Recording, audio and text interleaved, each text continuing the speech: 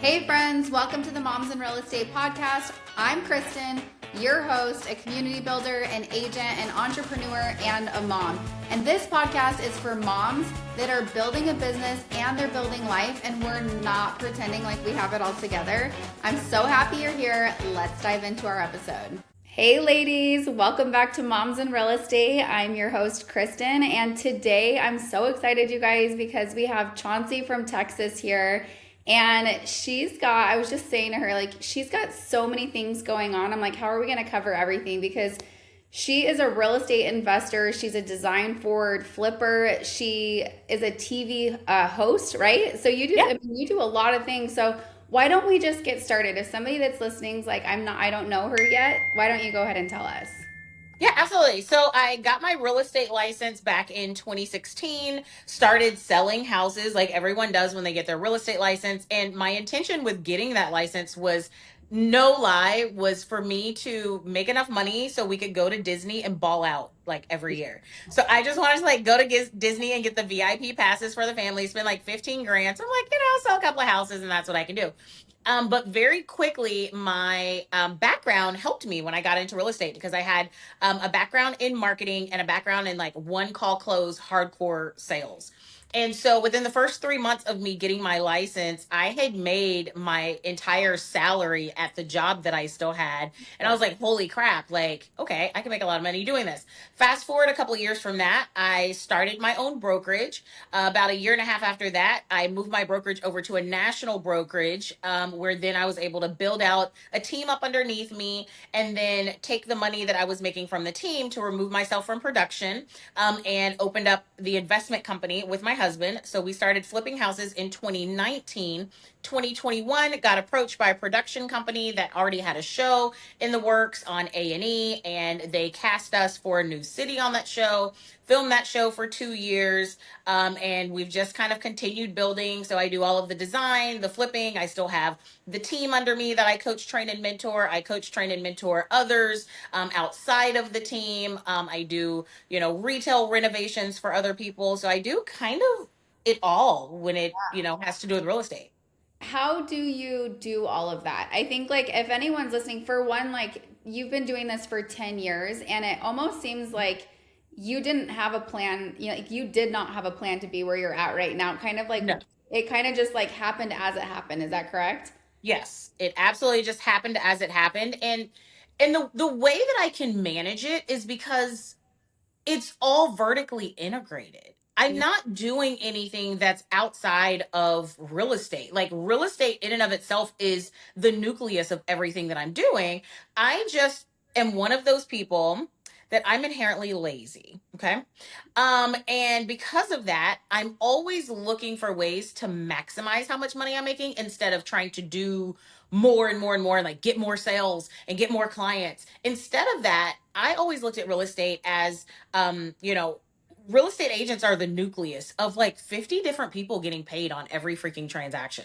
So Mm-hmm. why the hell would I just keep trying to sell more transactions instead of trying to extract more money from each one that I'm doing? And I took that same approach with house flipping as well. And so while it sounds like I'm doing a lot, I'm not. I'm doing everything that needs to happen within the transaction and just making money off of it rather than just being, one part of the real estate transaction and making all of my money off of that. Yeah. So what tell me like when did you figure out like I really, really enjoy the design aspect of it? Is that something that came as it came like everything else? Yeah, design just kind of came as it came. So again, as a realtor that then transitioned over into flipping, I had the unique experience of taking consumers on showings to see houses all the time. And they would always complain about the same things in houses that were flipped. And I always said, if I ever flip a house, I'm going to be very specific about how I flip. I want to be more creative in how I flip. And so when my husband and I started flipping, I was very intentional about that. I was like, we can't just do what everyone else does. But obviously, we're on a budget because we're flipping a house. Like, it's not some luxury budget that I had to spend. So it actually became this fun challenge that I had to recreate higher end looks and like really cool looking stuff that was not forgettable on a dime. And it became my shtick. Like, I got really good at it. So I wouldn't even necessarily say that like I'm some great interior designer. I can just look at things that are at the higher end of the spectrum that are really pretty. And then my challenge is to go and figure out how to recreate it my way for cheaper. And that's what I've really like actually accomplished in the flipping side of things in design. Well, for anyone listening, you can't see her background, but she's in a, you called it a she cave? Yeah, it's my girl cave. So it's basically an Okay. apartment over the garage at my house. And so it's a full apartment, like a studio apartment. That's And so so, cute. yeah, I've Yeah. got freaking like half the walls pink, half the walls gray. I've got like pink backsplash tile in the kitchen. I want one of those. That is a goal for sure. Okay, so I have to tell you a fun story. So when I back in 2020, I was at an independent brokerage, and the whole brokerage moved over to EXP Realty. And when Awesome. we did, I went kicking and screaming. And but I was like, it's fine. I'm just gonna like learn from everybody and just like really like go to the events and see what all these cool people are doing. And I think I was in Austin, Texas, and I was in. There was thousands of people, and you were speaking about a community that you were building, and it was I was part of a group called the Honey Badgers group. I'm not anymore. Ah, I was, gotcha. and you were Yeah. talking on stage about I think it's called the Money Badgers. Yes. Okay. And so it was funny because I have built prior to that, I had built rooms for a long time for real estate agents. And it was in that moment that it was like this light bulb hit me. And it was like, I need to build branded communities. And literally from then, I have built branded communities. I franchised my business. I have 35 people running my Oh, communities. cool. But when I talk about my origin story, you're in it. And so I was That is really so excited. I know, I cool. was so excited to have you on today because one of my girlfriends messaged me and she was like, "Hey, do you know this chick?" And I was your profile and I was like, "Oh my gosh!" I'm like, I have a funny story about her. I'm like, I talk about her when I speak, and I'm like, but she probably would think. I always say too. I'm like, That's so cool isn't that because I cool? know exactly what you're talking about. That was at the Build conference and it was actually here in Dallas. Tony Robbins spoke at that event, and my whole talk was just talking about who you are in someone's story. Yeah. And so I talked a lot about like becoming someone in people's stories. And so I think it's so cool that I'm actually like someone in your story. You're literally someone in my story. So I was like, I wasn't going to tell you before the podcast because I feel like it's more fun telling you on it. Well, great, because now I'm PMSing and I want to tear up. So how cool is that? Same. Oh my gosh. Okay, so let's talk about being a mom in real estate. What I loved when I was reading more about you was like, yes, your struggle when they were younger was like balancing, time, like the Yeah. time blocking. Right now, you're like, I don't struggle with it because they're a little bit older because they're teenagers. So maybe tell us a little bit about your dynamic of being an entrepreneur and motherhood. Yeah, so when I first got into real estate, I was very intentional. So my son was really, really small. So he's 11 right now, almost 12, and my daughter is 15, almost 16. So I've been in the business for 10 years. She was like 6 when I got into the business, and so I was really intentional because it took a lot of my time, and I didn't want her to feel excluded or left out, and so.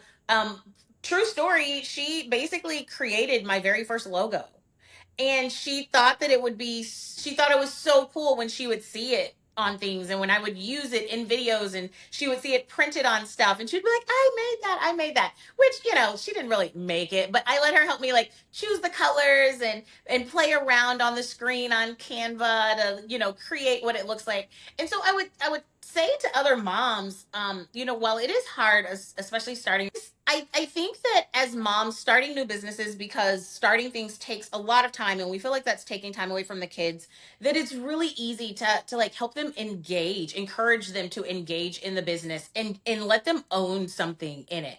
Let them own a part of it. And then when you're working on it, it's not mommy's ignoring you, it's mommy's working on this thing that we kind of built together. So I was really, really intentional about that. And it was even more interesting the older that she got. I remember my brand colors, she helped me pick them, were like black, white, and gold. That next year for her Valentine's Day party in class, they had to make a box, and she intentionally picked out a wrapping paper that was black and white stripes and put like gold hearts on it. And she was like, see, mommy, my box looks like our logo. Like it's, and so she herself like felt like she was a part of the business. And I think if we as moms just kind of like weave them into what we're doing, we'll feel a lot less of that mom guilt, because then they feel like they're a part of what we're doing. Tell me if this is you. You're between a showing and school pickup, and you realize you haven't posted on Instagram in 2 weeks. You want to show up online. You've heard it can work, but between the kids, the clients, and everything else, content is always the thing that falls off the list. But when it's working, DMs start flooding in from people saying, I want to work with you. Take it from Elena, a busy mom who sold 8 million from Instagram in 1 year, Katie, who hit 3.5 million in 6 months as a brand new agent, and Lauren, who sold 5 million from Instagram just after 1 year. They all lean on Coffee and Contracts, a marketing membership that gives you the content, the strategy, and a weekly content plan, so you never have to figure out what to post.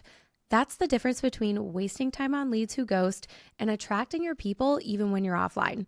Moms and real estate listeners can try a free week of Coffee and Contracts content. Head to the show notes, click the link, and if you love it, use code MIRE for $20 off your membership. Yeah, I love that advice. I think it's definitely going to come easier as my kids get older. And sometimes I would like bring them to events, but it was hard for sure. So, Yeah. Okay. And then also like something fun about you is that you work with your husband. So how Yes, is girl. It was horrible at first. I almost divorced him like 15 That's times. not funny, but It is funny. Like every day I was like, that's it. We're divorced. yeah. But it honestly has made us closer. Like once we got over the hump of figuring out how to work together effectively and efficiently, once we got over that hump, like we're stronger now, and our relationship is so much better than it was even before now. Because I think that we have a new level of respect for each other, because like I respect him so much for the way that he can run numbers and the way that he can manage people and how he's a leader, and like it's sexy, like it's kind of hot to me, like for my husband. And then for him it's the same thing. Like he loves and values my creative brain, and now he embraces my ADHD crazy, because a lot of the genius and the ideas and me being a visionary comes from that. So a lot of things that we used to really not like about each other, we've grown this like respect, because ultimately those pieces of us have helped us build what we have now, which is giving us a crazy amount of freedom. Yeah. Do you feel like, so have you always been creative and is he creative with you or are you the creative in the relationship? I'm the creative. He is not creative at all, girl. He can't draw a stick figure. He doesn't even see our projects. Like when we flip houses, he most of the time he doesn't even ever see the house. And it's almost offensive to me, because I'm like, look at this pretty thing that I made. And he doesn't even care. He's like, is it gonna close? Are people gonna pay this much for it? Other than that, I don't care. So he's very numbers driven, process driven. And then I am the creative, wake up in the middle of the night, like, oh my gosh, I have a business idea. Like, I've got to like get this out of my brain. And so the two things marry very well.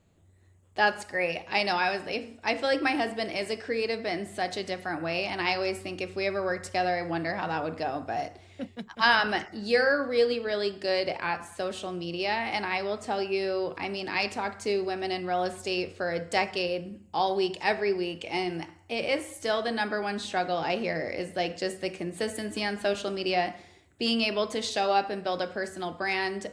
You've done such a great job at that. Like, what would you say to somebody that's listening that's like, I just don't like showing up and promoting myself? Um, I will say this, and this is probably a controversial take, but I don't think that everyone belongs on social media. Okay. I think that it's been kind of forced on us. Um and there are far too many people that are trying to thrive on social media, and they never will, because they just can't. The reality is that social media has largely replaced television. And just like we don't expect for everyone to be entertaining and be a television star, we can't expect for everyone to get on social media and be able to captivate an audience. And so a big part of social media, if we're being honest, is people's ability to capture attention. Because I don't care how consistent you are. I don't care if you follow all of the rules and you use all of the hooks that they tell you to use. If you don't have the unique ability to capture someone's attention, you don't understand voice inflection and tonality, you don't have a little bit of that just natural you're never going to build the type of following or incite people to take action in the way that others can. And that's just the reality. And for me, when you say I'm really good at social media, I don't think I'm really good at social media. I think I really enjoy social media. I enjoy creating content. And I've just figured out how to do something that I enjoy, which gives me an instant dopamine hit where I can have an idea, I can film it, I can edit it, make it look exactly how I want to make it look. I can post it online and then get reactions from people, which validates that creativity. And then on to the next thing. I enjoy that process. Well, And it's because authentic I for enjoy you. that. Yeah. So it's very just natural and authentic for me. It's not a chore. And I think a lot of people struggle with it because it's more of a chore than something that they enjoy. Yeah, that's a really great perspective. What do you tell your team members that are like, I don't want to do this? Then don't. Then don't. So just Then figure don't. out another thing. Find something else that you're good at. Maybe you're really good at creating community events. Yeah. Maybe you're really good at building relationships with schools and becoming like an ambassador for, schools. And now you're just going to get a bunch of parents coming to you to buy and sell their homes. Like there are so many ways that you can get your name out there beyond social media. Now, social media is a very powerful tool and it's really easy to reach a lot of people if you utilize that tool the right way. But it's almost like everyone has the ability to go and take pictures, but your pictures versus a photographer's pictures are not going to be the same because while you both have the same tool, you don't have a strategy behind how to use that tool. You don't have any plans behind it and you don't have raw talent behind it. I look at social media the same exact way. And so I just tell people, find what you're good at, stay in that lane and really perfect that instead of trying to be good at social media. Hey girls, did you know Moms in Real Estate has a referral network? That's right, we do. You guys have to check it out. It's called the Moms in Real Estate Referral Network on mirereferralnetwork.com. And you can search for moms in real estate all across the United States that can be your referral partners. Make sure to check it out now. How do you stay inspired and like get ideas? Is there somebody that you listen to? Is there a mastermind that you're a part of or a coaching program? No, I actually, funny story, I just don't follow realtors. Yeah.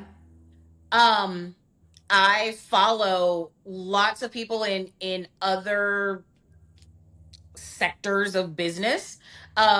Largely people that are in the entertainment type field, just like lifestyle influencers that have a lot of followers. I follow them and then I take their ideas and then apply it in what I do. And it's all over the place. So it's beauty, creators, it's lifestyle creators, mom creators, the podcast bros, the marketing sales guys. I take content from all of these various styles and videos that I'm just consuming. So I purposely do not follow any real estate stuff. And then as I'm watching and consuming content, I just save stuff that actually got my attention and I save it under a list on I have different, for all the different platforms, I have a list that says videos to make. And then when I need to make something, then I just go back and I'm like, okay, so this is how they did this video. For instance, this last video that I just posted that performed really well on Instagram was unhinged behavior for top producing realtors that want to like get out of production. That came from a video that I saw where a lady was like, these are unhinged things that I did to like glow up. She's a beauty influencer. And so she was just talking about all of the crazy things that she would do to try to make herself look better. And I said, I can do the same thing, but change it up and make it cater to my audience. And I think that realtors need to take that practice to heart because the content that most pump out, it's just not entertaining at all. So if you can take what is entertaining and then apply your knowledge behind it in your sector of business, then it works well. Yeah, that's such great advice. So you don't have like any coach right now at all? And do you usually never have a coach? Okay. No, never. If you were to talk to like somebody who's right now like on the hamster wheel of transactions and they're just feeling stuck and they want to be able to like get off that hamster wheel and start to do things like you've done, what would be your advice to them? I mean, I'm a coach, so call me. That's literally what I teach people how to do. But ultimately they need to remove themselves from just being around other realtors. And so I would say that the process would be this: write down on a piece of paper your name, circle it in the middle, and then draw out lines from that circle every single person that you can think of that's going to make money on a real estate transaction. So that's an inspector, the stager, a photographer, a construction company, title company, insurance company. Just name everyone that you can come up with. You'll probably come up with 40 or 50, right? And then make it a plan every single week for you to sit down and meet with people in those sectors and figure out how they make money, figure out how their business model works, and then ultimately figure out how you can tap into that and start bringing that in. For example, something that a lot of realtors don't realize. So you go on a listing appointment and this listing needs new floors and new cabinets or new countertops. If you have an LLC, you can apply with your Secretary of State to get a tax resale certificate. That tax resale certificate, once you get that, then allows for you to reach out to wholesale suppliers in your area that have flooring and cabinetry and countertops. Set up an account with them where you're able to buy those materials without paying for taxes on it, no sales tax at acquisition, and you're paying typically 60 to 75% less than retail. So when you go to that listing appointment and they need those items, you're not just in there giving them the advice to get that done. You're bringing the samples. You're going and getting the pricing from the supplier. You're marking up how much the cost is on it. You're sending the invoice to the client, and now your advice has now led to another stream of revenue where you're making another $3,000 to $5,000 on the materials that it took to get the listing up to par, and then you're going to put it on the market and sell it. Like little things like that really can help you maximize your income.